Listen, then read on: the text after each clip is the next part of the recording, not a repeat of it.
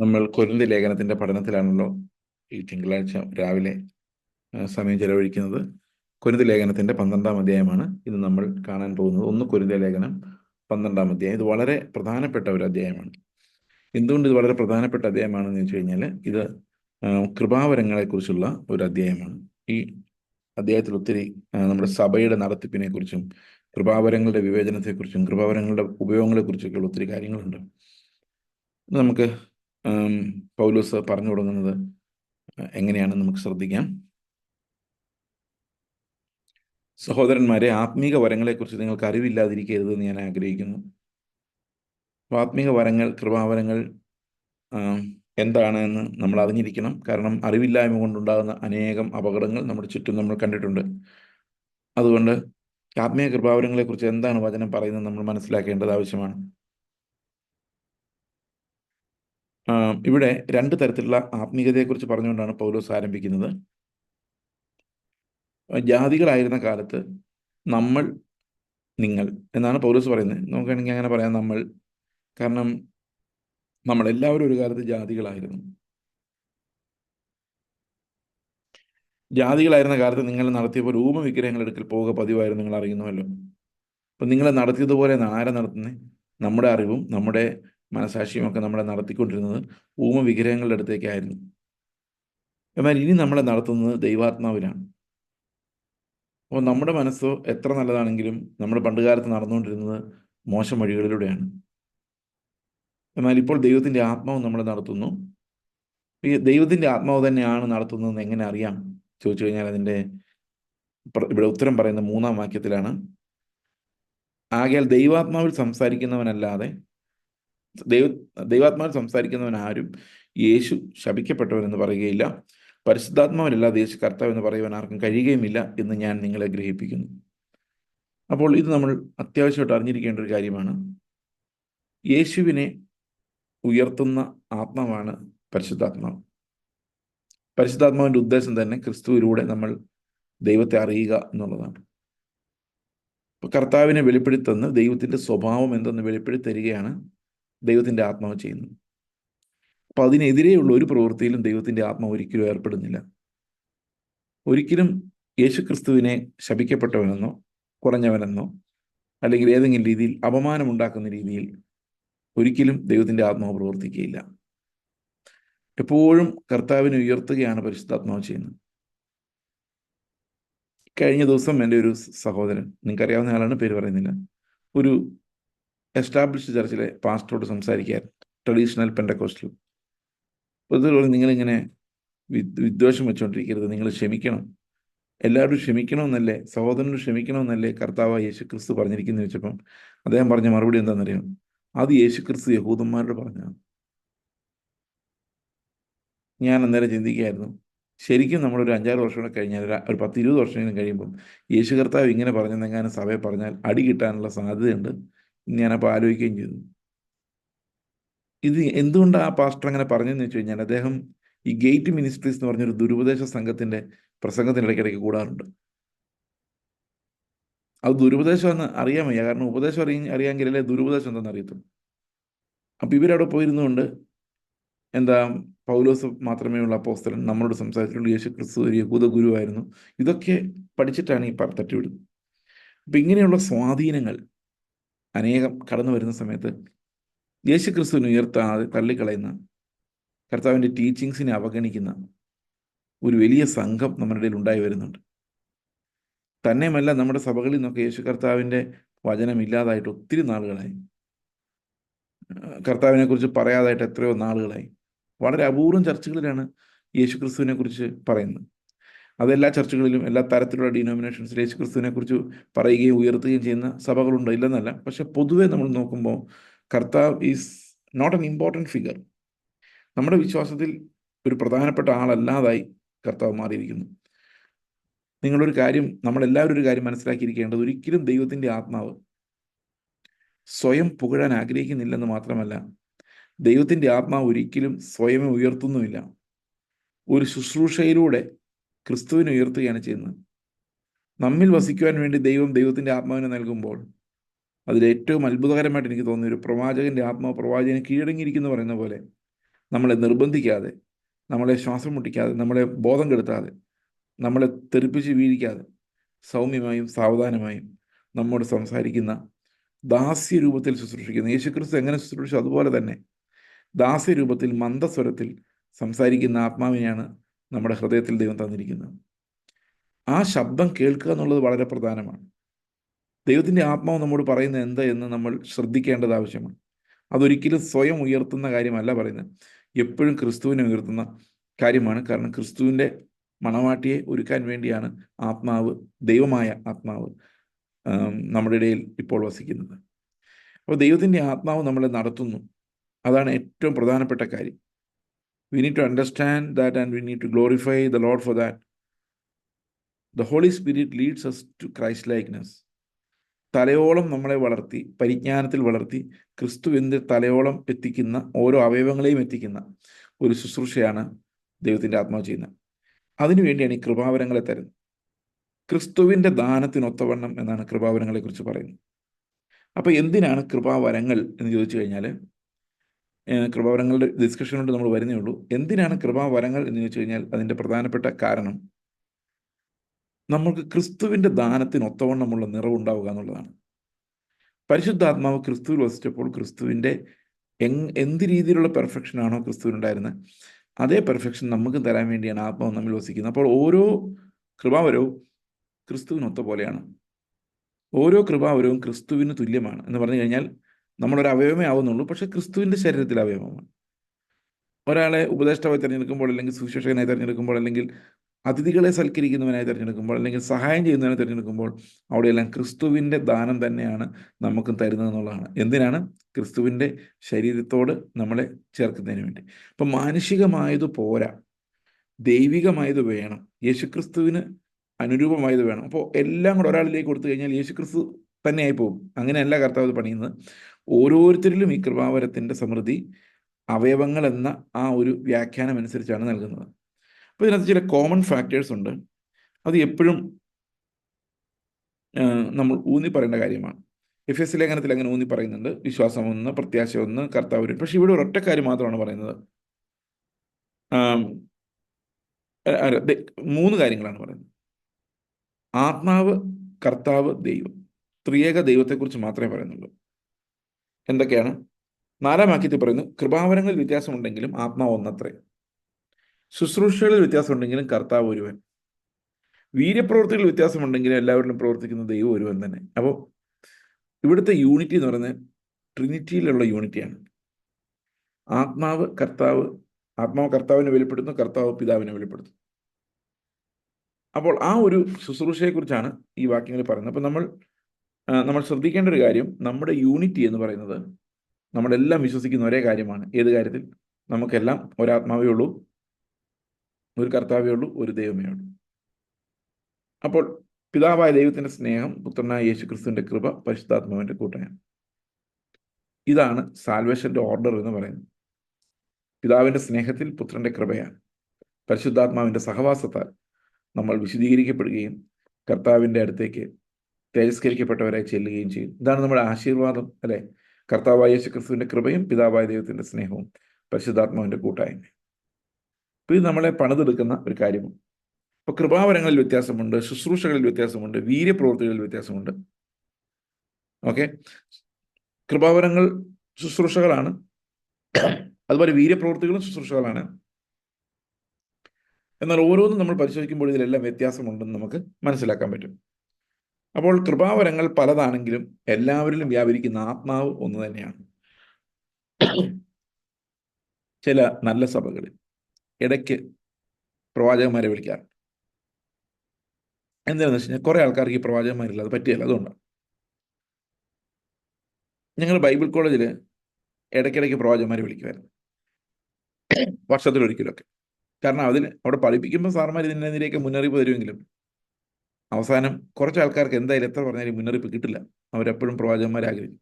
അപ്പോൾ എല്ലാവരുടെയും ആഗ്രഹങ്ങൾ സാധിപ്പിക്കുക എന്നുള്ളതാണ് നമ്മുടെ ഉദ്ദേശം എന്നുള്ളതുകൊണ്ട് ഇടയ്ക്ക് പ്രവാചകന്മാരെ വിളിക്കും. അപ്പോൾ നിങ്ങൾ ചോദിക്കും, എന്താ ഈ പ്രവാചകന്മാരെ വിളിച്ചാലുള്ള കുഴപ്പം, എന്താ ഇത്ര മടി? പല സഭക്കാരും പറയാറുണ്ട്, ഞങ്ങൾ പ്രവാചകന്മാരൊന്നും വിളിക്കാറില്ല കേട്ടോ എന്ന് പറയാറുണ്ട്. ഇങ്ങോട്ട് പറയാറുണ്ട്, ഞങ്ങളുടെ ചർച്ചയിൽ നിങ്ങൾ പ്രവാചകന്മാരൊന്നും കയറ്റാറില്ല. കേട്ടിട്ടില്ല? നിങ്ങൾ കേട്ടിട്ടുണ്ടോ? എന്താ കയറ്റാത്തത്? ആത്മാവ് മാറിപ്പോയി. അതുകൊണ്ടാണ് കയറ്റാത്തത്. ഒരേ ആത്മാവായിരുന്നെങ്കിൽ ഏത് പ്രവാചകനും കയറ്റാമായിരുന്നല്ലോ. അപ്പോൾ കൃപാവരങ്ങൾ പലതാണെങ്കിലും ആത്മാവ് ഒന്നാണെങ്കിൽ ഒന്നിച്ച് ശുശ്രൂഷിക്കാം. ഓക്കെ, ഒരാൾ പ്രവചിച്ചാൽ എന്താ കുഴപ്പം? ആത്മാവ് ഒന്നാണെങ്കിൽ ഒരു കുഴപ്പമില്ല. അതാണ് അതിൻ്റെ യൂണിറ്റി എന്ന് പറയുന്നത്. ആത്മാവ് രണ്ടായി കഴിയുമ്പം അത് സാധിക്കാതെ വരും. കാരണം ഒരാൾ ക്രിസ്തുവിനെ ഉയർത്തുകയും വചനം പറയുന്നവൻ ക്രിസ്തുവിനെ ഉയർത്തുകയും ആത്മാവ് ഉണ്ടെന്ന് പറയുന്ന പ്രവാചകൻ ലോകത്തെ ഉയർത്തുകയും ചെയ്തു കഴിഞ്ഞാൽ ഇത് ഭയങ്കര ബുദ്ധിമുട്ടായിട്ട് വരും. ആ ബുദ്ധിമുട്ടാണ് ഇന്ന് ലോകത്തിൽ എല്ലായിടത്തും നമ്മൾ കാണുന്നത്. വചനം പറയുമ്പോൾ കർത്താവിനെ കുറിച്ച് പറയും, അത് കഴിഞ്ഞ് പ്രവചിക്കാൻ തുടങ്ങുമ്പോൾ മുഴുവൻ ലോകത്തെക്കുറിച്ച് പറയും. ഇങ്ങനെയുള്ള രണ്ടാത്മാക്കൾ വ്യാപരിക്കുന്നതിൽ ഏതാണ് ദൈവത്തിൻ്റെ ആത്മാവെന്ന് നമ്മൾ വിവേചിക്കേണ്ടി വരുന്നു. അതേസമയത്ത് ദൈവത്തിൻ്റെ ആത്മാവിൽ പ്രവചിക്കുന്നവർ ക്രിസ്തുവിനെ ഉയർത്തുവാൻ പ്രവചിക്കുന്നവർ.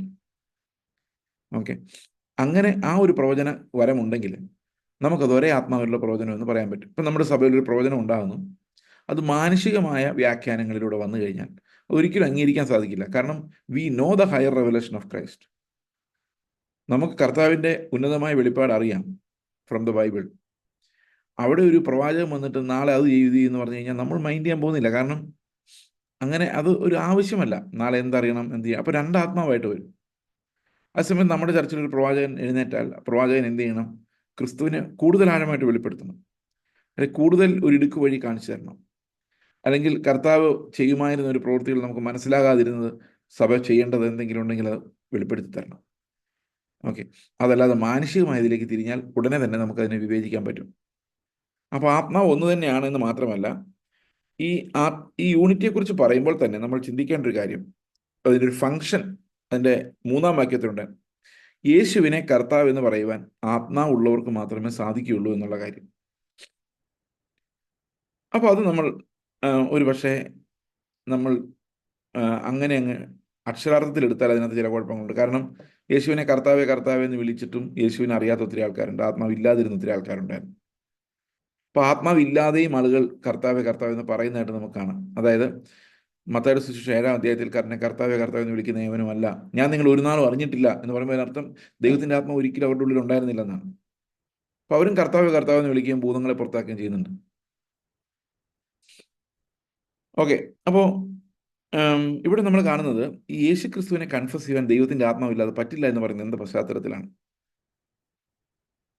ഒരു ആത്മാവും യേശു ക്രിസ്തുവിനെ കർത്താവ് എന്ന് കൺഫസ് ചെയ്യത്തില്ല, ദൈവാത്മാവല്ലാതെ. അതാണ്, ദൈവാത്മാവല്ലാതെ വേറെ ഏത് ആത്മാവിനാൽ നിങ്ങൾ നയിക്കപ്പെട്ടാലും യേശുവിനെ കർത്താവ് എന്ന് കൺഫസ് ചെയ്യാൻ പറ്റില്ല. ഞങ്ങളുടെ ഈ ഭവനത്തിൽ കഴിഞ്ഞ ഏതാനും നാളുകൾക്കുള്ളിൽ 2 ദുരാത്മാക്കൾ, 2 സഹോദരങ്ങളിൽ നിന്ന് ദുരാത്മാക്കൾ പുറത്തുപോയി. ഈ 2 ദുരാത്മാക്കളെ പുറത്താക്കാൻ നമ്മൾ അറിയുന്ന ഒരു കാര്യമാണ്, അവർ നടുങ്ങുന്നതും വിറയ്ക്കുന്നതും യേശു കർത്താവ് എന്ന് കൺഫസ് ചെയ്യുമ്പോഴാണ്. 2 ദുരാത്മാക്കളും 2 പേരിൽ നിന്നും ദുരാത്മാക്കൾ വിട്ടുപോയി. അവർ പൂർണ്ണമായ സ്വാതന്ത്ര്യം പ്രാപിക്കുകയും ചെയ്തു. അത് പറഞ്ഞുകൊണ്ട് തന്നെ പോയി, ഞങ്ങൾ ഇനി മേലെ വരില്ല പോവാന്ന് പറഞ്ഞുകൊണ്ട് തന്നെ പോയി. അവർ സൗഖ്യം പ്രാപിക്കുകയും ചെയ്തു. പക്ഷേ അവർ ഭയപ്പെടുന്നത് നമ്മളെയല്ല, അവർ ഭയപ്പെടുന്നത് യേശു ക്രിസ്തുവിൻ്റെ കർത്തൃത്വത്തെക്കുറിച്ച് പറയുമ്പോഴാണ്, ആ വാക്യങ്ങൾ വായിക്കുമ്പോഴാണ് അവർ. കാരണം അവർക്ക് യേശുവിനെ കർത്താവെന്ന് ഒരിക്കലും അംഗീകരിക്കാനോ ഈ ഈവിൽ സ്പിരിറ്റുള്ള കഴിയത്തില്ല. നമ്മൾ മനസ്സിലാക്കേണ്ട ഒരു കാര്യം, നിങ്ങൾ ഏതെങ്കിലും ആത്മാവിനാൽ സ്വാധീനിക്കപ്പെട്ടിട്ടുണ്ട്, യേശുക്രിസ്തുവിൻ്റെ പരിശുദ്ധാത്മാവല്ലാതെ ഏതെങ്കിലും ആത്മാവിനാൽ സ്വാധീനിക്കപ്പെട്ടിട്ടുണ്ടെങ്കിൽ ഇൻ ദ ലോങ് റൺ നിങ്ങൾ യേശുക്രിസ്തു ഇല്ലാത്തവരായിട്ട് മാറും എന്നുള്ളതാണ്. You cannot confess Christ. ബുദ്ധി കൊണ്ട് പറയാൻ പറ്റും, പക്ഷെ ആത്മാവിൽ പറയാൻ പറ്റില്ല. ഈ ആത്മാവ് പതുക്കെ പതുക്കെ കൂടുതൽ സ്വാധീനം എടുക്കും തോറും യേശുക്രിസ്തുവിൻ്റെ കൺഫഷൻ ഇല്ലാതായി പോകും. ഇന്ന് സഭകളിൽ സംഭവിച്ചിരിക്കുന്ന അതാണ്. ഞാനിത് പറയുമ്പോൾ ഇത്തിരി ഹാർഷായിട്ട് തോന്നുമെങ്കിലും ഉപജീവന ചിന്തകളിൽ ചിന്തിച്ച് ലോകത്തിൻ്റെ ഒരു ആത്മാവിനെ അകത്തേക്ക് സ്വാംശീകരിച്ച് അത് ശുശ്രൂഷകളിൽ ഉപയോഗിച്ചിട്ട് ഇപ്പോൾ യേശുക്രിസ്തു അപ്രസക്തനായി സഭയിൽ മാറി യേശുവിനെ കർത്താവെന്ന് കൺഫസ് ചെയ്താൽ തന്നെ പ്രശ്നമാകുന്ന സഭകൾ. കഴിഞ്ഞ ദിവസം ഒരു സഹോദരൻ പറയായിരുന്നു, നമ്മുടെ ചർച്ചിൽ പുതിയ നിയമത്തിൽ നിന്ന് കർത്താവിൻ്റെ ഉപദേശം പറഞ്ഞപ്പോഴേക്കും ആൾക്കാരെല്ലാം ദേഷ്യപ്പെട്ടു. ഇന്നലെ ഞാൻ കേട്ട ഒരാൾ എന്നോട് പറയും, നിങ്ങൾക്ക് ഈ പുതിയ നിയമം മാത്രമേ പറയാനുള്ളൂ എന്ന് ചോദിച്ചു. ചൂടായി. എന്തുകൊണ്ടാണ് പഴയ നിയമം പറയാത്തതെന്ന് ചോദിച്ചുകൊണ്ട് ചൂടായിരുന്നു. പഴയ നിയമം പറയാത്തതല്ല, അയാൾ പുതിയ നിയമത്തിൽ പറഞ്ഞാൽ അവർക്ക് എന്താ കുഴപ്പം? പഴയ നിയമത്തിൽ പറയാൻ 100 കണക്കിന് ആൾക്കാരുണ്ടല്ലോ. അപ്പോൾ ഒരാൾ ഈ പുതിയ നിയമത്തിൽ പറയുമ്പോഴേക്കും എന്തുകൊണ്ടാണ് അസ്വസ്ഥത ഉണ്ടാകുന്നത് വെച്ച് കഴിഞ്ഞാൽ because another spirit moving in that area. അതാണ് എൻ്റെ കാരണം. നമുക്ക് യേശു ക്രിസ്തുവിനെ കൺഫസ് ചെയ്യാൻ പറ്റാത്ത ഒരു സ്പിരിറ്റ്, ഒരു ട്രഡീഷണൽ പാരമ്പര്യ സ്പിരിറ്റ്, അതായത് യഹൂദ സ്പിരിറ്റ്. ഞാൻ ഇന്നലെ ആരോട് പറഞ്ഞു, ഈ കേരളത്തിലെ ക്രിസ്ത്യാനികളുടെ വിചാരം അവർ യഹൂദന്മാരാണ്. അവർ ബാക്കി ആൾക്കാർ വരുമ്പോൾ ജാതികളെന്നാണ് വിളിക്കുന്നത്. ഇവരെ എല്ലാം ജാതികളാണ്. പക്ഷെ എങ്ങനെയോ യഹൂദന്മാരെ പോലെയാണെന്നുള്ളൊരു അസംഷനിലാണ് കുറെ ആൾക്കാർ ഗമയിൽ നടക്കുന്നത്. There is no difference. എല്ലാം ജാതികൾ തന്നെയാണ്. നമ്മൾ ആരും യഹൂദന്മാരൊന്നും അല്ല. ഇവരുടെ DNA പരിശോധന നടത്തിയാൽ അവർ വെടിവെച്ച് കൊല്ലുന്നു, ഓടിക്കും. യാതൊരു കണക്ഷനും ഇല്ലാത്ത ആൾക്കാരാണ് ഇവർ. നമ്മുടെ ഒരു സ്വാർത്ഥാഭിമാനം ഉണ്ടാക്കിയെടുത്തിരിക്കുകയാണ്.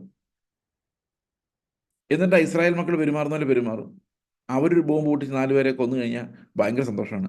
നമ്മളങ്ങ് അഭിനയിക്കുകയാണ് അവരുടെ ആൾക്കാരായിട്ട്. അവർ നമ്മളെ മൈൻഡ് ചെയ്ത് പോലും ഇല്ല. അത് വേറെ കാര്യം. അപ്പൊ ഈ ഒരു പാരമ്പര്യ ശക്തി കിടക്കുന്നതുകൊണ്ട്, ഈ കർത്താവിന്റെ സഭയ്ക്ക് ഒരു ഇന്റഗ്രേഷൻ ഇല്ല. ഈ പഴയ നിയമത്തോടുള്ള ആസക്തി കാരണം, അതായത് പഴയ നിയമത്തിന്റെ ലിറ്ററൽ ഫോമിനോട്, അതിന്റെ മാർമികമായ വ്യാഖ്യാനത്തോടല്ല, അതിന്റെ യഹൂദപരമായ വ്യാഖ്യാനത്തോടുള്ള ആസക്തി കാരണം പതുക്കെ കർത്താവ് നിഷ്കാസനം ചെയ്യപ്പെട്ട ഒരവസ്ഥയിലാണ് സഭയുള്ളത്. അപ്പോൾ യേശുക്രിസ്തുവിനെ കൺഫസ് ചെയ്യാൻ പറ്റാത്ത ഒരു ആന്റഗോണിസ്റ്റിക് സ്പിരിറ്റ്, ഒരു ആന്റി ക്രിസ്ത്യൻ സ്പിരിറ്റ്, ക്രിസ്തുവിനെതിരെയുള്ള ഒരു അന്തിക്രിസ്തുവിന്റെ ആത്മാവ്, എതിർ ക്രിസ്തുവിന്റെ ആത്മാവ് പല സ്ഥലങ്ങളിലും വ്യാപരിക്കുന്നുണ്ട്. അപ്പോൾ ഇവിടെ പൗലോസ് പറയുന്ന ഒരു ടെസ്റ്റ് എന്ന് പറയുന്നത്, പരിശുദ്ധാത്മാവിലല്ലാതെ യേശു കർത്താവ് എന്ന് പറയുവാൻ ആർക്കും കഴിയുകയില്ല എന്ന് ഞാൻ നിങ്ങളെ ഗ്രഹിപ്പിക്കുന്നു. അപ്പോൾ ഒരു കാര്യം നമ്മൾ അറിഞ്ഞിരിക്കണം, ഏത് ആത്മാവിനെയും ശുശ്രൂഷയും ടെസ്റ്റ് ചെയ്യുമ്പോഴും ആ ആത്മാവ് അയാളെ നയിക്കുമ്പോൾ യേശു ക്രിസ്തുവിനെ ഉണ്ടോ എന്ന ഒരു കൺസിഡറേഷനിലേക്ക് അത് പോകേണ്ടത് ആവശ്യമാണ്. യേശു ക്രിസ്തുവിലേക്ക് നയിക്കാത്തതൊന്നും ദൈവത്തിന്റെ ആത്മാവിൻ്റെതല്ല. എത്ര അന്യഭാഷ പറഞ്ഞാലും അത് ക്രിസ്തുവിലേക്ക് നിങ്ങളെ നയിക്കുന്നില്ലെങ്കിൽ, ഒരു നിർവൃതിയിലേക്ക് മാത്രം എത്തിക്കുന്നുണ്ടെങ്കിൽ ആ അന്യഭാഷ ഒരു പ്രയോജനമുള്ളതല്ല. യേശുവിന്റെ സ്നേഹം എന്ന അതീവ ശ്രേഷ്ഠമായ കൃപാവരത്തിലേക്ക് മറ്റ് കൃപാവരങ്ങളിലൂടെ നമ്മൾ എത്തുന്നില്ലെങ്കിൽ, അതായത് രോഗശാന്തിപരമായാലും പരിപാലനപരമായാലും അന്യഭാഷയായാലും പ്രവചനമായാലും ഈ കൃപാവരങ്ങളുടെ ഉപയോഗത്തിലൂടെ ദൈവത്തിന്റെ സ്വഭാവമായ സ്നേഹത്തിലേക്ക് നമ്മൾ എത്തുന്നില്ലെങ്കിൽ, ആ ബ്രോക്കൺനെസ്സിൽ നിന്ന് വരുന്ന ആ ദിവ്യമായ അഗപ്പയിലേക്ക് നമ്മൾ എത്തുന്നില്ലെങ്കിൽ, നമ്മൾ ഈ ഏത് ശുശ്രൂഷയും വെറുതെയാണ് എന്ന് പൗലോസ് ഈ 12-13 അധ്യായങ്ങളിലൂടെ നമ്മളോട് സംസാരിക്കും. എത്ര വലിയ പ്രവചനം നടത്തിയാലും, എത്ര വലിയ ഭാഷയിൽ സംസാരിച്ചാലും, ദൂതന്മാർ സംസാരിക്കുന്ന ഭാഷ ഇവിടെ ഇരുന്ന് വർത്താനം പറഞ്ഞാലും ഒരു പ്രയോജനമില്ല. അത് ക്രിസ്തുവിലേക്ക് നയിക്കുന്നില്ലെങ്കിൽ യാതൊരു പ്രയോജനവുമില്ല. അത് വെറും ഒരു അധര ചർവണമായി, ഒരു അഭ്യാസമായി, അധര അഭ്യാസമായിട്ട് അത് അവശേഷിക്കുകയാണ് ചെയ്യാൻ പോകുന്നത്. അപ്പോൾ ഏത് മനുഷ്യനെ ശുശ്രൂഷിക്കുമ്പോൾ അയാൾ ആത്മാവിലാണെന്ന് പറയുകയും എന്നാൽ ക്രിസ്തുവിനെ ഉയർത്താതിരിക്കുകയും ചെയ്യുമ്പോൾ we need to put a question mark and throw them out. കാരണം they don't belong to Christ. ക്രിസ്തുവിനെ ഉയർത്താത്ത ഒരു ആത്മാവും കർത്താവിൻ്റെതല്ല നമ്മൾ അറിഞ്ഞിരിക്കണം. നമ്മൾ പലപ്പോഴും അവിടെ ഇവിടെയൊക്കെ പ്രസംഗം കേൾക്കുമ്പം സ്വയം ഉയർത്തുന്നതും സ്വയം പുകഴുന്നതും, അതുപോലെ യേശു ക്രിസ്തുവിനെ പ്രാധാന്യം കുറയ്ക്കുന്നതും അതിൻ്റെ കൃപയെ നിന്ദിക്കുന്നതും, ഇതെല്ലാം അപകടകരമായ കാര്യമാണ്. ദൈവത്തിന്റെ ആത്മാവ് എല്ലാവരെയും നടത്തുന്നു എന്നുള്ളതിന്റെ മാനിഫെസ്റ്റഡ് എവിഡൻസസ് ആണ് അതെല്ലാം. അത് ഞാൻ പലപ്പോഴും ശ്രദ്ധിച്ചിട്ടുണ്ട്. ശരിക്കും കർത്താവിന്റെ വചനം കേട്ട് കഴിയുമ്പോൾ, യേശുക്രിസ്തുവിനെ കുറിച്ച് കേട്ട് കഴിയുമ്പോൾ ഈ കൃപാവരങ്ങൾ നിന്നു പോകുന്നത് ഞാൻ കണ്ടിട്ടുണ്ട്. കൃപാവരങ്ങൾ എന്ന് വിളിക്കുന്ന സോക്കോൾഡ് വ്യാജം കൃപാവരം യഥാർത്ഥമാണെങ്കിൽ ഒരിക്കലും നിന്നു പോകില്ല. എനിക്ക് അങ്ങനെ 2-3 എക്സ്പീരിയൻസ് ഉണ്ട്. ഏതെങ്കിലും ഒരു കൊച്ചു കുഞ്ഞ് ഒരു സഭയിൽ ഇരുന്നിട്ട്, കർത്താവേ നിന്റെ ആത്മാവിൽ അല്ലെങ്കിൽ ഇതിവിടെ നടക്കല്ലേ, ഇത് ദൈവത്തിന്റെ ആത്മാവെന്ന് എനിക്ക് മനസ്സിലാകുന്നില്ല. അതിനർത്ഥം എന്താണെന്ന് വെച്ച് കഴിഞ്ഞാൽ ഈ നിൽക്കുന്ന ശുശ്രൂഷകനെ ഇയാൾ വിവേചിച്ചു എന്നാണ്. നമ്മളൊരു ശുശ്രൂഷകനെ വിവേചിച്ചു കഴിഞ്ഞാൽ ആ ശുശ്രൂഷകന്റെ അധികാരം നഷ്ടപ്പെടും. ഇത് ഇന്ന ആത്മാവിലാണ് എന്ന് ഞാൻ പറഞ്ഞു കഴിഞ്ഞാൽ, അത് വിവേചിച്ചു കഴിഞ്ഞാൽ, അത് ആരായാലും ശരിയാണ്, അത് വിവേചിച്ചു കഴിഞ്ഞാൽ പിന്നെ ആ ശുശ്രൂഷകനോട് ഒന്നും ചെയ്യാൻ പറ്റത്തില്ല. ഇത് പല സ്ഥലത്ത് കണ്ടിട്ടുണ്ട്. വിവേചനപരമില്ലാത്തത് കൊണ്ടാണ് ആളുകൾ ഇങ്ങനെ ഇഷ്ടംപോലെ കയറി രംഗപ്രവേശം ചെയ്യുന്നത്. So we need to design. അതായത് നമ്മൾ കൃപാവരങ്ങളെ കുറിച്ച് പറയുമ്പോൾ പൗലോസ് പറഞ്ഞു തുടങ്ങുന്നത് തന്നെ ഈ ഡിസൈൻമെന്റിന്റെ ആവശ്യത്തെക്കുറിച്ചാണ്. കർത്താവ് യേശുക്രിസ്തു ആണ് എൻ്റെ മുമ്പിൽ നിന്ന് സംസാരിക്കുന്നെങ്കിൽ ഇങ്ങനെ പറയുമോ? ഈ ഭാഷ ഉപയോഗിക്കുമോ? ഈ ആശയം എന്നോട് പറയുമോ? അത് വളരെ പെട്ടെന്ന് നമുക്ക് ആ കർത്താവിൻ്റെ ആത്മാവിനെ നമുക്ക് തിരിച്ചറിയാം. If you have the Holy Spirit inside you, ആ കർത്താവിൻ്റെ ആത്മാവിലല്ലാത്തതിനെ പെട്ടെന്ന് തന്നെ ബോഗസ് ആയിട്ടുള്ളതിനെ നമുക്ക് തിരിച്ചറിയാൻ പറ്റും. അപ്പോൾ തന്നെ കൃപാവരങ്ങളിൽ വ്യത്യാസമുണ്ട്, ആത്മാവ് ഒന്നത്രേ. ശുശ്രൂഷകളിൽ വ്യത്യാസമുണ്ട്, കർത്താവ് ഒരുവൻ. അപ്പൊ കൃപാവരങ്ങളിൽ വ്യത്യാസമുണ്ടെന്ന് പറഞ്ഞാൽ കൃപാവരങ്ങൾ നോക്കിക്കഴിഞ്ഞാൽ നമ്മുടെ സഭയിലുള്ള എല്ലാവർക്കും ഉള്ളതാണ് കൃപാവരങ്ങൾ. ശുശ്രൂഷകൾ എന്ന് ഉദ്ദേശിക്കുന്നത് അത് കൃപാവരങ്ങളിൽ ശുശ്രൂഷകൾ ഉണ്ടെങ്കിലും ഈ ശുശ്രൂഷാ വരങ്ങൾ എന്ന് മാത്രം പറഞ്ഞുള്ള പ്രത്യേക കൃപാവരങ്ങളുണ്ട്. അതായത് സഭയെ തുടർച്ചയായി ശുശ്രൂഷിക്കുന്ന ആളുകളുടെ വരങ്ങളാണ്, ഇടയ്ക്കിടയ്ക്കുള്ളതല്ല, കണ്ടിന്യൂസ്ലി. അതായത് ഒരു സുവിശേഷകൻ, ഉപദേശി, ഇടയൻ, ഇവര് അല്ലെ ഡീക്കന്മാര്, ആത്മാവ് അവരെ അങ്ങനെയുള്ള ശുശ്രൂഷകൾ ചെയ്യുന്ന എല്ലാവരും, ഓക്കെ, അവരാണ് ശുശ്രൂഷ വരം ഉള്ളവരെന്ന് പറയുന്നത്. അതിന് സഹോദരന്മാരുണ്ട്, സഹോദരിമാരുണ്ട്. പക്ഷെ അധ്യക്ഷ സ്ഥാനമോ അല്ലെങ്കിൽ ഉപദേശം പറയാനുള്ള ടീച്ചിങ് അതോറിറ്റിയോ സഹോദരിമാർ കൊടുക്കുന്നില്ലെന്നേ ഉള്ളൂ. അവരും ശുശ്രൂഷകരായിട്ട് ഉള്ള സഭകളിൽ അവർ ശുശ്രൂഷകരായി വരുന്നതുകൊണ്ട് കുഴപ്പമില്ല.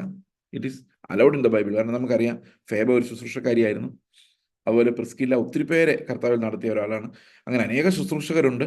ഫേബയെക്കുറിച്ച് പറയുന്ന അവർ പല സഭകളിൽ പോയി ശുശ്രൂഷിക്കുമായിരുന്നെന്നാണ്. അതായത് അവരുടെ ആ കർത്താവിലുള്ള ആ ഡീപ്പായിട്ടുള്ള പരിജ്ഞാനം അനേകം ആളുകൾക്ക് പ്രയോജനം ചെയ്തിട്ടുണ്ട്. അപ്പം ശുശ്രൂഷകരുടെ സ്ഥാനത്ത് സഹോദരിമാരും ഉണ്ട്, but they were always under the eldership. അതാണ്, ആ എൽഡർഷിപ്പിന് കീഴിലായിരുന്നു എന്ന് മാത്രമേ ഉള്ളൂ. They can minister as much as the Lord gives them, പക്ഷേ not as teacher or as a head of the church. ഒരു അധ്യക്ഷനായിട്ടോ ഒരു ഇടയനായിട്ടോ ഒരു ടീച്ചറായിട്ടോ അല്ലാതെ വേറെ എല്ലാ രീതിയിലും ഒരു സഹോദരിക്ക് ശുശ്രൂഷിക്കാൻ സാധിക്കും. ശുശ്രൂഷകളിൽ വ്യത്യാസമുണ്ട്, കർത്താവ് ഒരുവൻ. അപ്പൊ ആര് ശുശ്രൂഷിച്ചാലും അതെല്ലാം കർത്താവിലേക്ക് എത്തിക്കണം. പ്രവാചകൻ പറഞ്ഞാലും കാനഡയിലോട്ട് എത്തിക്കരുത്, കർത്താവിലേക്ക് എത്തിക്കണം. എന്ത് ശുശ്രൂഷ എവിടെ കേട്ടാലും അത് കർത്താവിൻ്റെ അടുത്തേക്ക് എത്തിയാൽ മാത്രമേ ആത്മാവ് കറക്റ്റ് എന്ന് പറയാൻ പറ്റുള്ളൂ. ഇതിലെ പ്രവാചകൻ വന്നിട്ട് ലോകത്തെക്കുറിച്ച് പറഞ്ഞിട്ട് പിന്നെ പാസ്റ്ററിന് തിരുത്തേണ്ടി വരരുത്. അത് ആത്മാവ് രണ്ടായതുകൊണ്ടാണ് അങ്ങനെ സംഭവിക്കും. ഇപ്പം നല്ല ചർച്ചകളിൽ വന്ന് ഇടയന്മാർ പ്രവാചകന്മാർ എന്തെങ്കിലും പറഞ്ഞിട്ട് പോകുമ്പോൾ പാസ്റ്റർ പറയാം അത് അയാൾ അങ്ങനെ പറഞ്ഞു പോയി, സാരമില്ല, നമുക്കറിയാമല്ലോ തെറ്റാന്ന്. നമുക്കറിയാം തെറ്റാന്ന്, പക്ഷേ ആത്മാവ് വിവേചിക്കാതെയാണ് അവിടെ ശുശ്രൂഷ നടന്നിരിക്കുന്നത്. നമ്മൾ ഉത്തരവാദിത്തമില്ലാതെ ആടുകളെ കുറുക്കന്മാർക്ക് ഏൽപ്പിച്ചിരിക്കുന്നു. എന്നിട്ട് പറയുന്ന ആടുകളെ സാരമില്ല, കുറുക്കന്മാർ ഇതിനിടയിലുണ്ട്, ഇടയ്ക്കൊരു കടിയൊക്കെ തരും, ചിലപ്പോൾ നിങ്ങളെ പിടിച്ചുകൊണ്ടുപോയി തിന്നും, അതൊന്നും വലിയ കാര്യമായിട്ട് എടുക്കണ്ടെന്ന് പറഞ്ഞാൽ അവസ്ഥ എന്താണ്? അതാണ് വിവേചനമില്ലാത്ത ഉപദേശം ചെയ്യുന്നത്, വിവേചനമില്ലാത്ത ഇടയൻ ആടുകളെ കുറുക്കന്മാർക്ക് എറിഞ്ഞു കൊടുക്കും. വീര്യപ്രവൃത്തികളിൽ വ്യത്യാസമുണ്ട്, എങ്കിലും എല്ലാവരിലും എല്ലാം പ്രവർത്തിക്കുന്ന ദൈവം ഒരുവൻ തന്നെ. അപ്പോൾ ചില ആൾക്കാർ വന്നിട്ട് ഞങ്ങൾ അത്ഭുത പ്രവർത്തകരാണെന്ന് പറഞ്ഞു വന്നു കഴിഞ്ഞാൽ ആയിരിക്കാം, പക്ഷെ അവരും നമ്മളും തമ്മിൽ വ്യത്യാസമൊന്നുമില്ല. കാരണം നമ്മുടെ എല്ലാ കർത്താവ് ഒരാളും, വിളി ഒന്നും, പ്രത്യാശ ഒന്നും, വിശ്വാസം ഒന്നും ആയതുകൊണ്ട് നമുക്കും അവരും തമ്മിൽ വ്യത്യാസമൊന്നുമില്ല. വീര്യപ്രവൃത്തി ചെയ്യുന്ന ആളെ കാണുമ്പോഴേക്കും നമ്മൾ അവിടെ മയങ്ങരുത്. ക്രിസ്തു അല്ലാതെ നമുക്ക് വേറെ ആരുമില്ല. ഒരു കാരണവശാലും ഒരാളിലും നമ്മൾ പുകഴുകയോ ഒരാളിൽ പ്രശംസിക്കരുത്. പൗലോസിലോ അപ്പല്ലോസിലോ ഏതെങ്കിലും ഒരു മനുഷ്യനിലോ പ്രശംസിക്കരുത്. കർത്താവിൽ മാത്രമേ പ്രശംസിക്കാവൂ. വേറെ എല്ലാ പ്രശംസകളും ക്രിസ്തുവിൻ്റെ ആത്മാവിനെതിരാണ്. ഇപ്പൊ ക്രിസ്തുവിലല്ലാതെ ആരിലും നമ്മൾ പ്രശംസിക്കാനോ ഉയർത്താനോ പാടില്ല.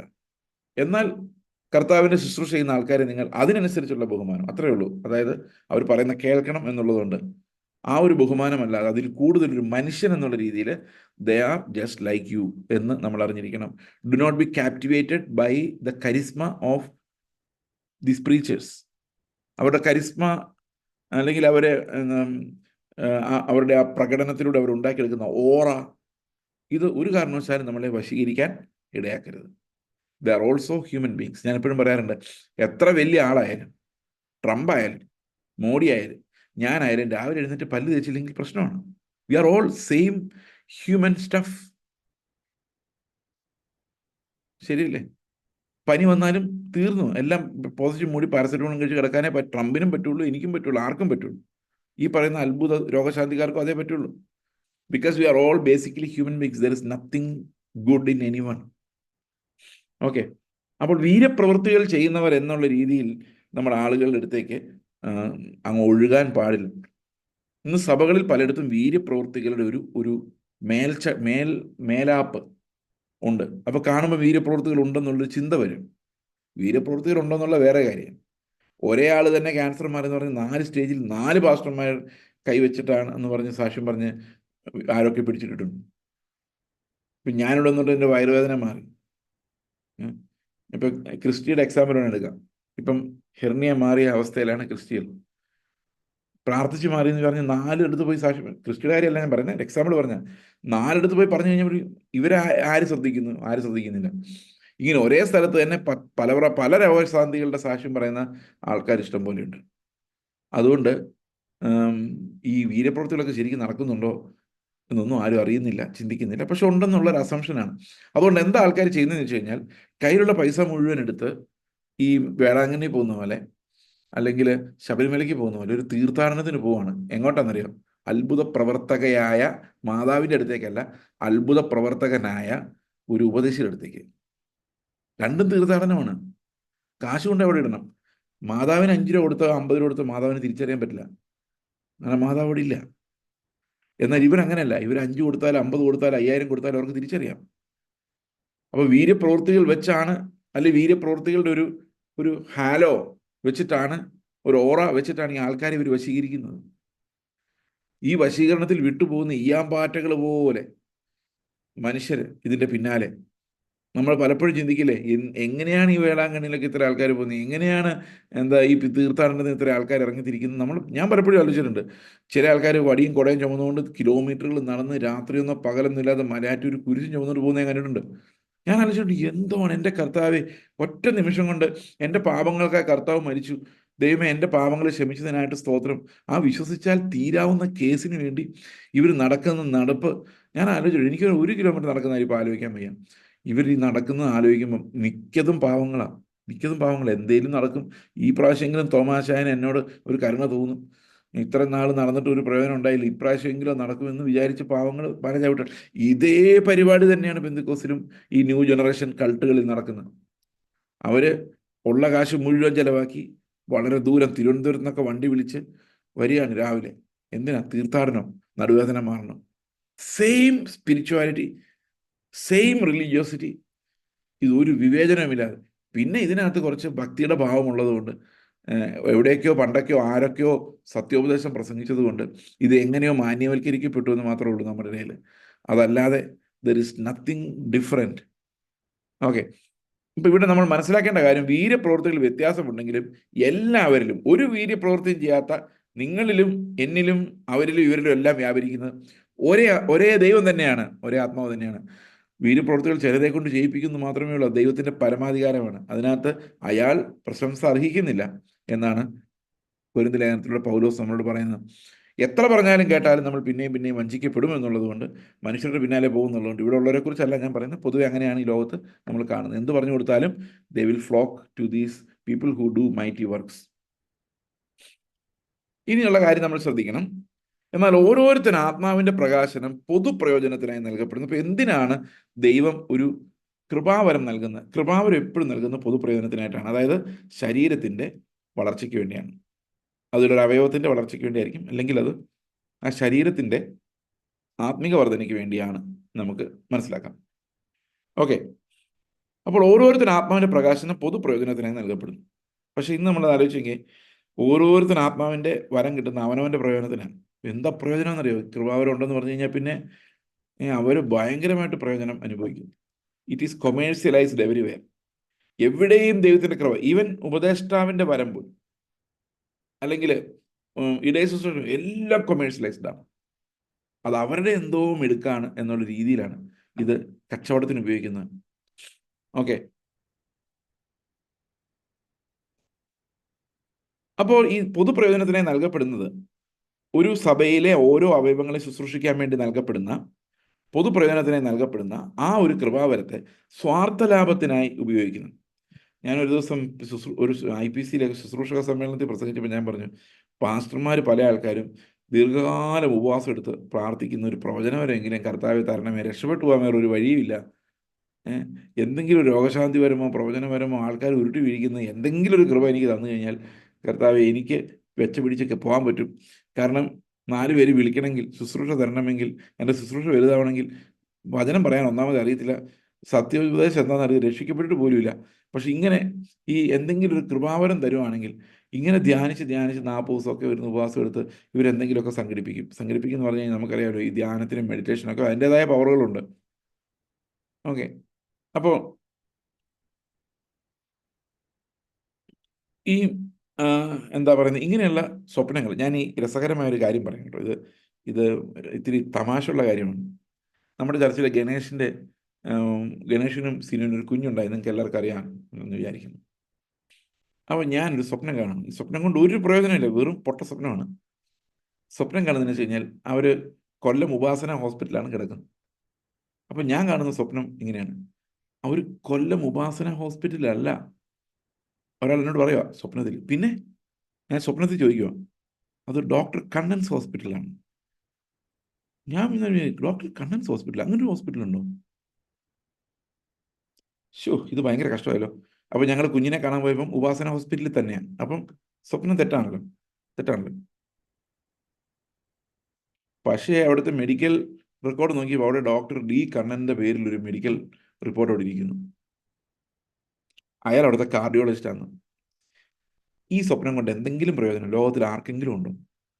എന്നിട്ട് പകുതി വ്യാജവും പകുതി ശരിയുമാണ്. ഇൻറ്റ്യൂഷൻ. ഇത് ദൈവത്തിന്റെ ആത്മാവ് തന്നാന്ന് പറഞ്ഞുകൊണ്ട് തട്ടിവിട്ടാൽ എന്ത് അപകടം ഉണ്ടാക്കുന്നറിയോ?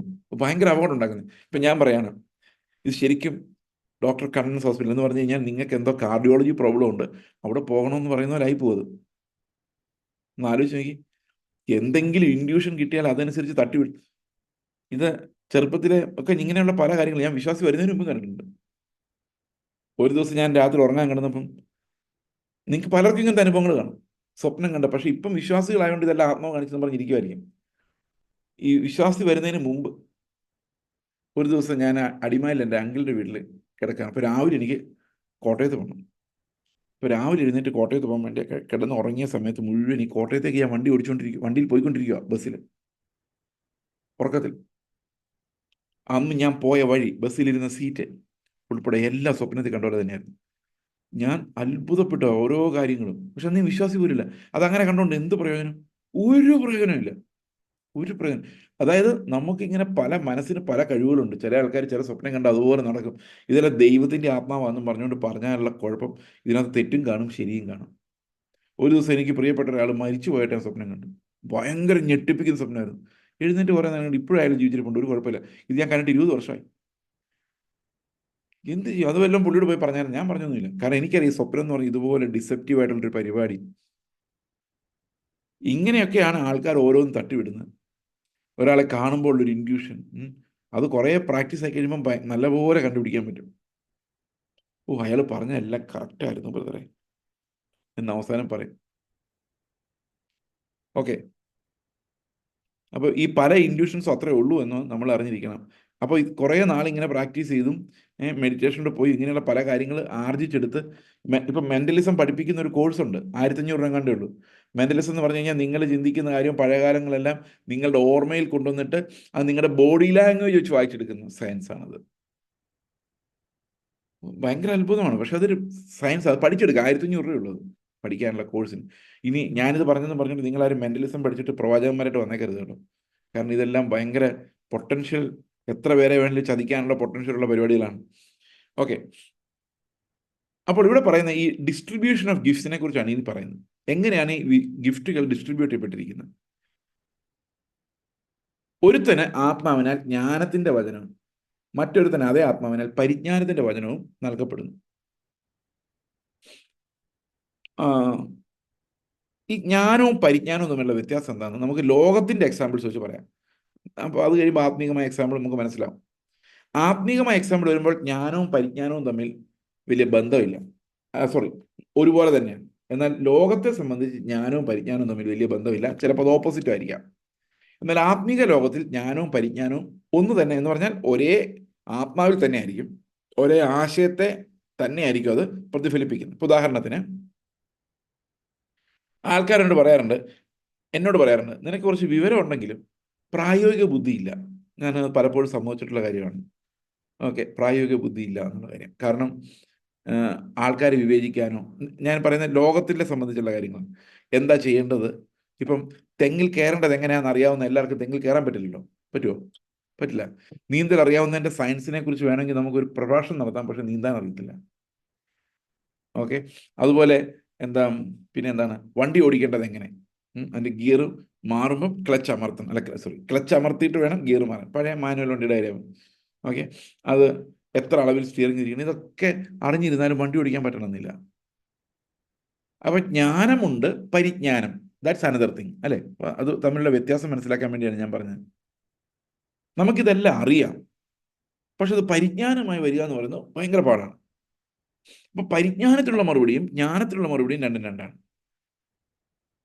ഓക്കെ, മനസ്സിലാവുന്നുണ്ടെന്ന് ഞാൻ വിചാരിക്കുന്നു. അപ്പം ക്രിസ്തീയ ലോകത്തിൽ ജ്ഞാനവും പരിജ്ഞാനവും തമ്മിൽ ഉള്ള കണക്ഷൻ എന്താണെന്ന് വെച്ച് കഴിഞ്ഞാൽ, അത് രണ്ടും ഒരേ ആത്മാവിലായിരിക്കും, ക്രിസ്തുവിലേക്ക് പോയിന്റ് ചെയ്യുന്നതായിരിക്കും. പക്ഷെ പരിജ്ഞാനം എന്ന് പറയുന്നത് പ്രായോഗികമാണ്. ഈ പ്രായോഗികമാണെന്ന് പറയാൻ കാരണം, ഇപ്പം ക്രിസ്തുവിന്റെ പരിജ്ഞാനമാണ് എനിക്ക് എന്നെപ്പോലൊരു മണ്ടൻ എന്ന് പറഞ്ഞാൽ പ്രായോഗിക ബുദ്ധിയിൽ മണ്ടനായി എനിക്ക് ഏറ്റവും ഇഷ്ടപ്പെട്ട കാര്യം. കാരണം എൻ്റെ പ്രായോഗിക ബുദ്ധിയോടെ പ്രവർത്തിക്കുകയേ വേണ്ട. എനിക്കത് വലിയൊരു ആശ്വാസമായിരുന്നു. കാരണം എന്താ വെച്ച് കഴിഞ്ഞാൽ, കർത്താവ് പറഞ്ഞ എല്ലാവരെയും വിശ്വസിക്കും. നമ്മൾ ഓക്കെ, എളുപ്പം, ചതിക്കാതെ കർത്താവ് നോക്കിയോളൂ. ഓക്കെ ഫൈൻ, എന്നെ ആരും ചതിച്ചിട്ട് എനിക്ക് ഇതുവരെ ഒരു ഓർമ്മയില്ല. ഗുഡ്. അപ്പം ഞാൻ എൻ്റെ പ്രായോഗിക ബുദ്ധിയോടെ നടക്കേണ്ട കാര്യമില്ല. അതിന് മണ്ടന്മാർക്ക് പ്രത്യേകമായ ഗിഫ്റ്റാണ് ദൈവത്തിന് മുമ്പിൽ നിന്ന് എനിക്ക് തോന്നിയിട്ടുണ്ട്. നമ്മൾ അതിനെക്കുറിച്ച് അന്വേഷിച്ച് തലപോയിക്കേണ്ട കാര്യമില്ല. എനിക്ക് കുറച്ചുകൂടെ ബുദ്ധി ഉണ്ടായിരുന്നെങ്കിൽ ഞാൻ സൂക്ഷ്മ പരിശോധന നടത്തി ഏറ്റവും ബെസ്റ്റ് ആയിട്ടുള്ള കാര്യങ്ങൾ തിരഞ്ഞെടുത്ത് ഞാൻ വേറൊരു തരത്തിൽ മണ്ടനായി പോയേനെ. പക്ഷെ ദൈവത്തിൻ്റെ കൃപയാൽ എനിക്ക് അത്രയും പ്രായോഗിക ബുദ്ധി ഇല്ലായിരുന്നു എന്നുള്ളത് ഞാൻ എപ്പോഴും സന്തോഷമായിട്ട് കാണുന്നു. കാരണം ഈ പ്രായോഗികമായിട്ട് ഒത്തിരി ചിന്തിച്ചു കഴിഞ്ഞാൽ മനുഷ്യ പരിജ്ഞാനത്തിന് അപ്പുറത്തേക്ക് നടക്കാൻ പറ്റാതെ വരും. ഞാനങ്ങനെ നടന്നു എന്നുള്ള അർത്ഥത്തിലല്ല പറയുന്നത്, അത് കാണാനെങ്കിലും നമുക്ക് പറ്റും എന്നുള്ളതാണ് ഞാൻ ചിന്തിക്കുന്നത്. So we don't need much of worldly പരിജ്ഞാനം. ഓക്കെ, അപ്പോൾ കൃപാവരത്തിൽ നിന്ന് വരുന്ന പരിജ്ഞാനം എന്ന് വന്നു കഴിഞ്ഞാൽ അത് ലോക പരിജ്ഞാനത്തിൻ്റെ നേരെ ഓപ്പോസിറ്റാണ്. ഇപ്പോൾ ഒരു എക്സാമ്പിൾ ഞാൻ പറയാം. പണ്ട് ഞങ്ങളുടെ സഭയിൽ ഒരു സഹോദരൻ വരുമായിരുന്നു. അപ്പോൾ അദ്ദേഹത്തെക്കുറിച്ച് ആൾക്കാർ പറഞ്ഞത്, അടുപ്പിക്കരുത്, ഭയങ്കര തട്ടിപ്പാണ്. അപ്പോൾ ഇത് കേട്ടപ്പോൾ എനിക്ക് ഭയങ്കര വിഷമം തോന്നി. ഒന്നുമില്ലെങ്കിൽ ആത്മാവുള്ള ഒരു മനുഷ്യാത്മാവാണല്ലോ, ദൈവത്തിൻ്റെ ആത്മാവുണ്ടോ എന്ന് അറിയാൻ പറ്റില്ല, മനുഷ്യാത്മാവാണല്ലോ, അവനെ ഇങ്ങനെ അകറ്റി നിർത്താൻ പറ്റില്ലല്ലോ. അപ്പം ഞാൻ പറഞ്ഞു, അതങ്ങനെ ചെയ്യാൻ പറ്റുമോ? പറഞ്ഞു, ഞാൻ മുന്നറിയിപ്പ് തരികയാണ്, അവൻ എല്ലാവരെയും പറ്റിക്കും, ഭയങ്കര ചതിയനാണ്, നമ്മൾ കാണുന്ന ആളെ അല്ല, അത് സഭയ്ക്ക് വലിയ ഉപദ്രവം ചെയ്യും. അപ്പം ഞാൻ ആലോചിച്ച് കഴിഞ്ഞപ്പോൾ, കർത്താവ് അറിയാതെ സഭയ്ക്ക് എന്ത് ഉപദ്രവം വരാൻ? ഒന്നും വരില്ല, അവൻ്റെ സഭയാണ്. ഇതാരെങ്കിലും വിചാരിച്ചാൽ തകർക്കാനോ നശിപ്പിക്കാനോ ഒന്നും പറ്റത്തില്ല. ഞാൻ വിചാരിച്ചു ഓക്കെ, എന്ത് ചതി ചതിച്ചാലും ദൈവത്തിൻ്റെ പരിജ്ഞാനം പറയുന്ന പരിജ്ഞാനത്തെ കവിയുന്ന ക്രിസ്തുവിൻ്റെ സ്നേഹം, ആ സ്നേഹത്തിന് മുമ്പിൽ ഒരു മനുഷ്യ പരിജ്ഞാനത്തിൻ്റെ കണക്കൂട്ടലും പാടില്ല. വരികയും ചെയ്തു, അവൻ നമ്മൾ ഉദ്ദേശിച്ച പോലത്തെ ആളല്ലായിരുന്നു താനും, പ്രശ്നം ഉണ്ടാവുകയും ചെയ്തു, എല്ലാം ചെയ്തു. പക്ഷെ അതുകൊണ്ട് ആർക്കും ഒരു തിന്മ ഉണ്ടാകാതെ ദൈവം കാത്തുനിന്ന് മാത്രമല്ല, അവനെയും ദൈവം ഒരു വഴി കാണിച്ചു കൊടുത്തു. സോ ഇറ്റ് ഈസ് ഓൾവേസ്, ഈ ലോകത്തിന്റെ പരിജ്ഞാനം അനുസരിച്ച് കൺസിഡർ ചെയ്ത് കഴിഞ്ഞാൽ നമുക്ക് ആരെയും സ്നേഹിക്കാൻ പറ്റില്ല, വീട്ടിൽ വരുന്ന ആരെയും വിശ്വസിക്കാൻ പറ്റില്ല. ചില ആൾക്കാർക്ക് ഈ പരിജ്ഞാനം കൂടിപ്പോയതുകൊണ്ട്, അല്ലെ, ഇപ്പൊ ആൾക്കാർ വരുമ്പോൾ പറയാം അവരെ സൂക്ഷിക്കണം കേട്ടോ, അവർ ഭയങ്കര അപകടകാരി. ശരിയാണ്, ശരിയാണ്. പക്ഷെ ദൈവമായിരിക്കും ചിലപ്പോൾ വിട്ടിരിക്കുന്നത്. ഞാൻ കർത്താവിനെ ട്രസ്റ്റ് ചെയ്യുന്നു, ബുദ്ധിയെ ട്രസ്റ്റ് ചെയ്യുന്നു അറിയാൻ വേണ്ടിയായിരിക്കും. അപകടം ഉണ്ടാവുമായിരിക്കും, പക്ഷെ ദൈവം കാത്തോളൂ. ഇപ്പൊ ഇങ്ങനെ അശ്രദ്ധമായി, അല്ലെങ്കിൽ കർത്താവ് ആരെ വിട്ടാലും കുഴപ്പമില്ല, ആ ഒരു കാഷ്വൽ ഡിസ്മിസീവ് മൈൻഡ് കൊണ്ട് ഒത്തിരി അപകടങ്ങൾ ഉണ്ടാകാമായിരുന്നു എനിക്ക്. പക്ഷെ ദൈവം അതിൽ നിന്നെല്ലാം എന്നെ രക്ഷിച്ചു എന്നുള്ളതാണ് എൻ്റെ സാക്ഷ്യം. കാരണം ദൈവത്തിന്റെ കരുണ കൊണ്ട് മാത്രമാണ് നമ്മൾ നിലനിൽക്കുന്നത്. ഓക്കെ, അപ്പോൾ ജ്ഞാനത്തിന്റെ വചനവും പരിജ്ഞാനത്തിന്റെ വചനവും, ഈ ക്രിസ്തുവിന്റെ പരിജ്ഞാനം എന്ന് പറയുന്ന ലോകത്തിന്റെ പരിജ്ഞാനത്തിന് നേരെ ഓപ്പോസിറ്റാണ്. ലോകം എങ്ങനെ ചിന്തിക്കുന്നു ചിന്തിച്ചാൽ, നേരെ ഓപ്പോസിറ്റ് ചിന്തിച്ചാൽ ക്രിസ്തു ചിന്തിക്കുന്നവരാവും. അതുപോലെ അത്ര വ്യത്യാസമാണ്. ഞാനതൊരു ആലങ്കാരികമായിട്ട് പറഞ്ഞതാണ്, എങ്കിൽ പോലും so different from how the world സീസ് സംതിങ്. ഓക്കെ, അപ്പോൾ പരിജ്ഞാനത്തിന്റെ വരവെന്ന് പറയുന്നത് ആദ്യം അത് കൃപാവരമായിട്ടാണ് വരുന്നത്. പക്ഷെ നമ്മൾ വളർന്നു വരുന്തോറും ഓരോരുത്തർക്കും ലഭിക്കേണ്ട ഒരു ഗിഫ്റ്റ് ആയിട്ടാണ് ഈ പരിജ്ഞാനത്തെ കാണുന്നത്. In the beginning of the church, പരിജ്ഞാനം is given only to some people. പക്ഷെ ആ ക്രിസ്തു എന്ന തലയോടും വളർന്നു വരുമ്പോഴേക്കും ഈ പരിജ്ഞാനം എല്ലാവരിലേക്കും വരണം എന്ന് എബ്രായ ലേഖനം പറയുന്നു. നിങ്ങൾ ഉപദേഷ്ടാവിന്റെ തലത്തിലേക്ക് വളരുന്ന ഒരു അവസ്ഥ ഉണ്ടാകണം. സോ ദൈവികമായ പരിജ്ഞാനം എന്ന് പറയുന്നത് സകല മനുഷ്യർക്കും ഉള്ളതാണ്. അത് ഇവിടെ കൃപാപരമായിട്ടാണ് പറയപ്പെട്ടിരിക്കുന്നത്. ജ്ഞാനവും പരിജ്ഞാനവും, നോളജ് ആൻഡ് വിസ്ഡം, ഇതെല്ലാം സ്റ്റാർട്ട് ചെയ്യുന്നത് കൃപാവരമായിട്ടാണെങ്കിലും നമ്മൾ വിശ്വാസത്തിൽ വളർന്നു വളർന്നു വരുമ്പോൾ അത് നമുക്ക് എല്ലാവർക്കും ആ ഒരു പരിജ്ഞാനത്തിലേക്ക് വളരുവാൻ ഇടയാകണം എന്നാണ് ഈ വചനം നമ്മളെ പഠിപ്പിക്കുന്നത്. അപ്പോൾ തുടർന്നുള്ള കാര്യങ്ങൾ നമുക്ക് അടുത്ത തിങ്കളാഴ്ച കാണാം. ദൈവം നിങ്ങളെ അനുഗ്രഹിക്കുമാറാകട്ടെ. നമുക്ക് പ്രാർത്ഥിക്കാം. ഞങ്ങളുടെ സ്വർഗ്ഗസ്ഥ പിതാവേ, എല്ലാ വിഷയങ്ങളും അവിടുത്തെ കരങ്ങളിൽ സമർപ്പിക്കുന്നു. ഞങ്ങൾക്ക് ആത്മീകമായി അങ്ങേ അറിയുവാൻ, ആഴത്തിൽ അറിയുവാൻ, പരിജ്ഞാനത്തിൽ ജീവിക്കുവാൻ ഞങ്ങളെ സഹായിക്കണമേ. പ്രത്യേകിച്ച് ക്രിസ്റ്റി ഓർത്ത് പ്രാർത്ഥിക്കുന്നു. ദൈവമേ, അവിടുന്ന് ആരോഗ്യവും ആശ്വാസം കൊടുത്തതിനായിട്ട് സ്തോത്രം. അവിടുത്തെ കൃപയിൽ ദൈവമേ മുമ്പോട്ട് പോകാൻ സഹായിക്കണേ. അവരുടെ കുടുംബത്തിലുള്ള എല്ലാ കാര്യങ്ങളിലും കർത്താവ് അങ്ങയുടെ വിടുതൽ ഉണ്ടാകണമെന്ന് പ്രാർത്ഥിക്കുന്നു. ഞങ്ങളെല്ലാ സഹോദരങ്ങളും അവിടുത്തെ കരങ്ങളിൽ സമർപ്പിക്കുന്നു. സാക്ഷ്യം പറഞ്ഞവരെ അല്ലാത്തവരെ എല്ലാം ഓർത്ത് അങ്ങേ സ്തോത്രം ചെയ്യുന്നു. കർത്താവെ, ഞങ്ങൾക്ക് നന്മകൾക്കായി നന്ദി പറയുന്നു. കർത്താവെ, അങ്ങ് തരുന്ന കൃപാവരങ്ങളെ ആത്മാർത്ഥതയോടെ കർത്താവെ ക്രിസ്തുവിൻ്റെ ദാനത്തിനൊത്തവണ്ണം ഞങ്ങളുടെ ജഡത്തിൽ നിന്നല്ല കർത്താവെ അങ്ങയുടെ മഹത്വത്തിനായി ശുശ്രൂഷിക്കാൻ ഞങ്ങളെ സഹായിക്കണമേ. കർത്താവായ യേശു ക്രിസ്തുവിൻ്റെ നാമത്തിൽ തന്നെ ആമേൻ.